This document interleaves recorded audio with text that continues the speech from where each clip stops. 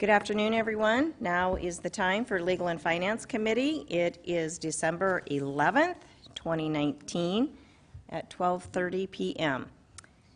Now is the time for roll call and determination of quorum, please. Here.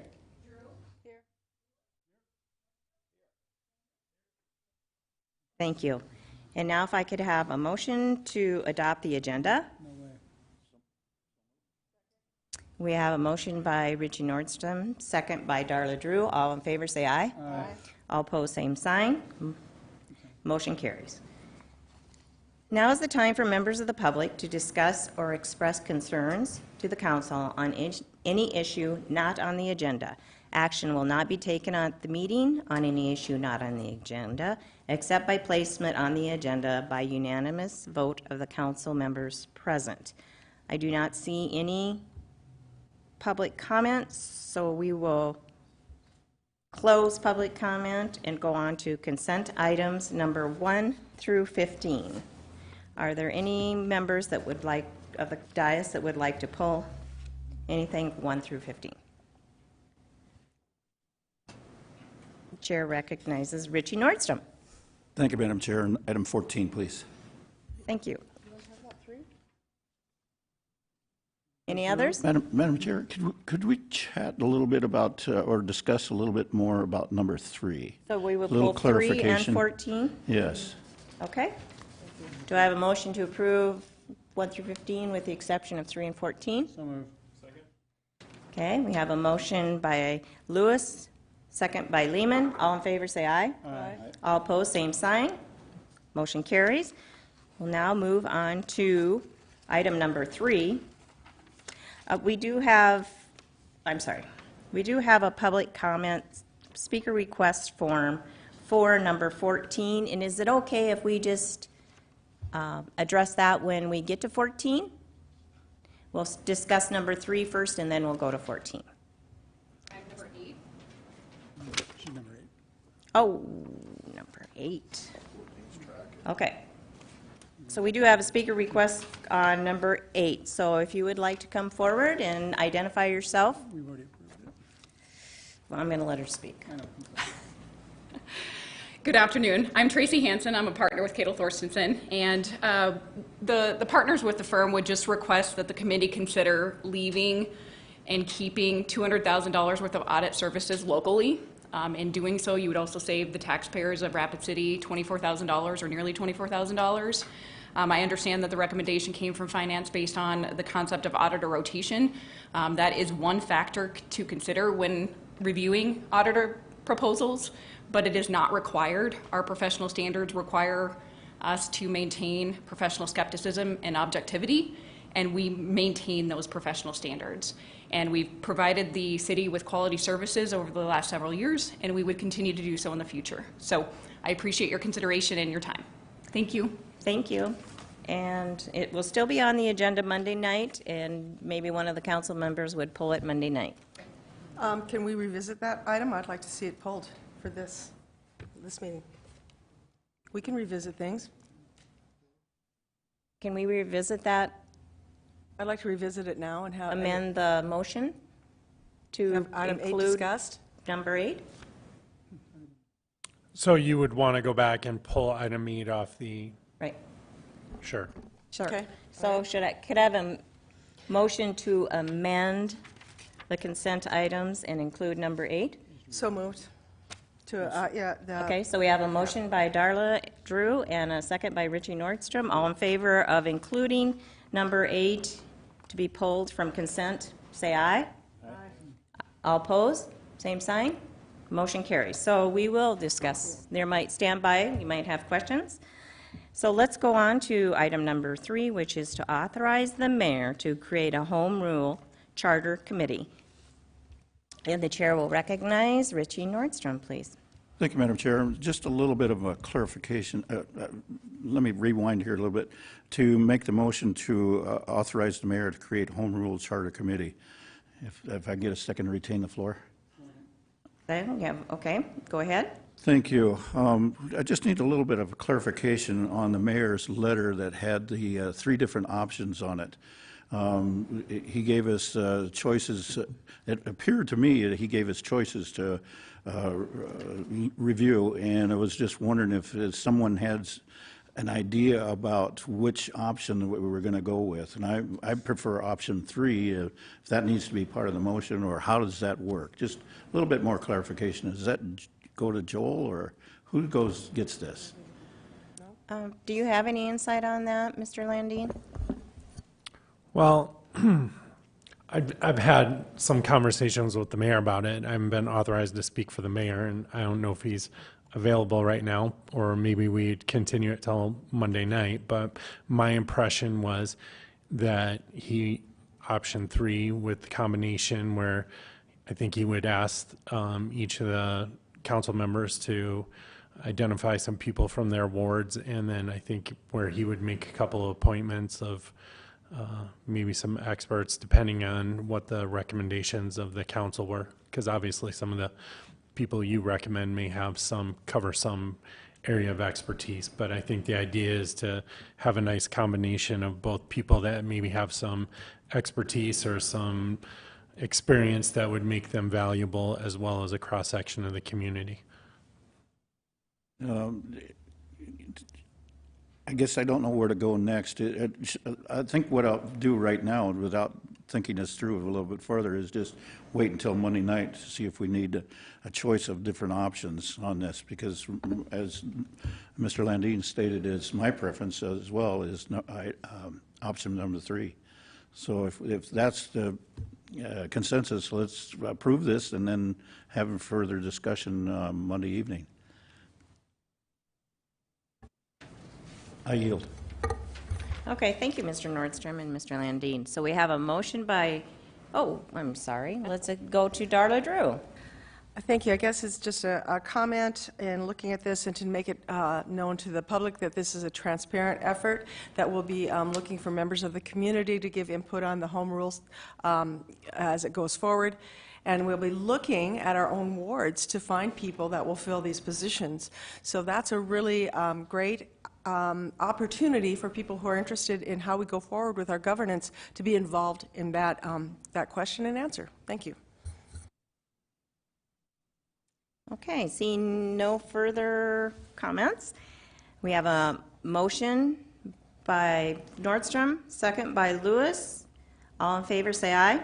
Aye. All opposed, same sign. And the motion passes. We will now go to number 8. And, all right, let's go to number 8 and we'll just keep going. Okay. We're going to, number 8 is to award the contract to Eide Bailey to perform the financial and compliance audits for the City of Rapid City for calendar years 2019, 2020, and 2021, and the chair recognizes Darla Drew. Thank you. I have just a couple of questions for Tracy, if I might, from the finance office. Okay. Tracy, so are we going with a new business, or are we going with somebody out of town? You know, what's the logic here? Yeah, it is a new company that we have not had audit our books before, and they are not local. Is there some benefit to having some kind of a track record with people so they know what we're doing, and so that it wouldn't cost us as much every time to go to a new company and have our audit done? You know, over the 3-year period, we're talking $8,700 difference between Cadel Thorstensen, who we have had for the past 9 years, and Eide Bailey. As GFOA suggests, we should do a switch at the end of a multi-year contract. We've been with Cadel Thorstensen for the last 9 years. Prior to that, we were with Casey Peterson. Well, just as a comment for myself, I like continuity with an audit company, and I do like the idea of dealing with, you know, a local business, as long as we're talking small town Saturdays and, you know, shop local and do your business at home. I think that's one way that we can, you know, actually help funnel some of the city funding back locally. So it would be my intention that I'd like to see it kept with Cadel Thorstensen. Thank you. I'm just going to chime in a little bit here, too. I also think, well, I actually know that Eide Bailey is a good company. I've had experience working with them, and they are great. So I think they would do well for the city of Rapid City. But I also see a lot of marketing, and now we're seeing accounting firms that are not local. And I was at an event last night where a local company came up and said, we're really disappointed that the city is not shopping local, where we encourage people to shop local. We have local people that can do the work, and I know that there are generally accepted accounting practices that you're probably going by that tell you to switch once in a while, but I'm also a proponent of shopping local. Did we have Chair is going to recognize Richie Nordstrom. Madam Chair, if I may make a motion to send to council without recommendation and retain the floor. Okay, you have the floor, Mr. Nordstrom. Just very briefly, I don't mind exploring this, but I like the argument about keeping things local as well. And with that said, that just a little bit more information could be provided by the finance department on it. I appreciate the letter, but I just need a little bit more information on this, clarification points. Okay. Thank you. Thank you. And the chair recognizes finance officer. What specifically are you looking to need? Madam Chair. Go ahead. If Tracy, let me read that letter over one more time. I like what the Pauline, the Chief Financial Officer, has made for comments and the suggestion for other reviews to be done by another company. And I like that comment, but again, I'm torn between the, as the comments have been said about being local. So let me read that letter over one more time, and then I'll get together with you between now and then, Monday night. Thank you. Yield.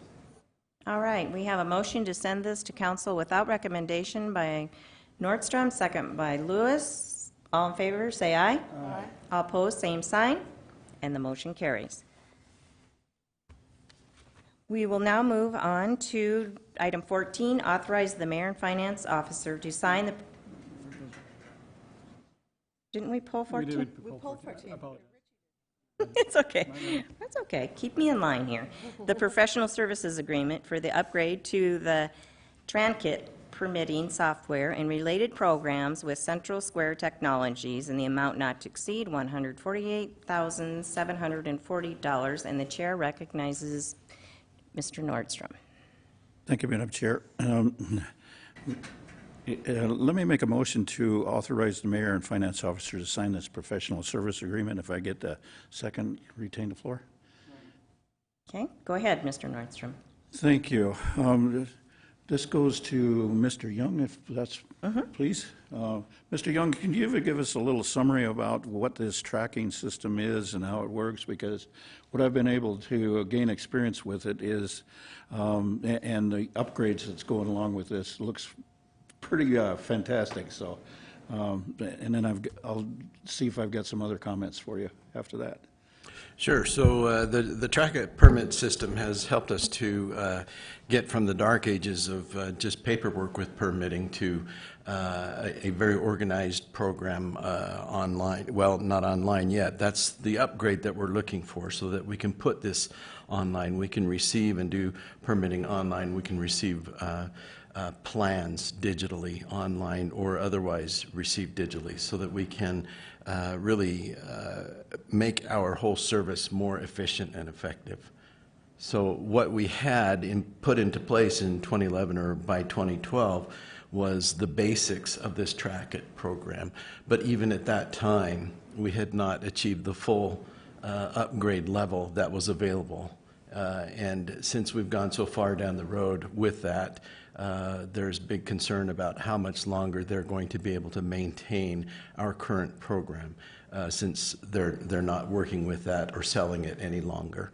So it's very important that we come up to speed with the current program, but also that it allows us to jump forward significantly with the online permitting and plans review. The way I used to describe it to the people that were interested in this topic was that we had a file cabinet located in, say, for example, the code enforcement. We had another file cabinet located up in at the fire prevention unit, or we had another file cabinet or two in the different locations within City Hall. And now with this Trackit system, we've got all of these file cabinets located in one central location now, so that everybody has access to it with some security levels built into it as well. And what I've also been excited about is seeing that people used to carry these big blueprints, I call them logs, of blueprints around from department to department. Now with this online system, they'll be able to do all their comments and redlining and other inspection notes have to be placed on them, and it all goes back to one location. So that's what I'm really looking forward to, so that people don't have to carry these, and especially the people that do a lot of building within this city have to bring in almost pallet loads of blueprints for our inspectors to take a look at.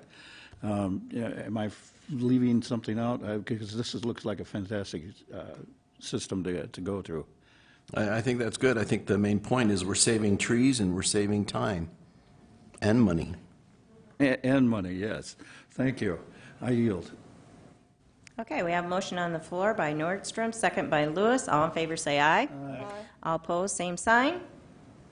And the motion carries. That ends the consent calendar. We did have a speaker request for item number 13, and I would ask that if that person is here, that you would come back Monday night. It will still be on the agenda, and turn in your speaker request form before the meeting starts so you can have the ability to speak. Or feel free to contact any of the council members during the time between now and Monday night. We move to non-consent items, number 16 through 18. There are no public comment requests for 16 through 18, so public comment is now closed. Item number 16, introduction and first reading of ordinance number 6374 regarding supplemental appropriation number 9 for 2019.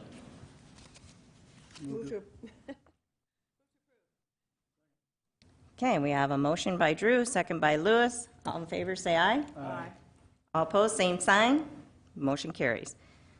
Under Parks and Rec, number 17, the second reading and recommendation of ordinance number 6373, an ordinance amending sections of the Rapid City Municipal Code relating to city cemeteries. And the chair will recognize Darla Drew. Thank you. I have a quick question for Jeff Bigler, if I may. Sure.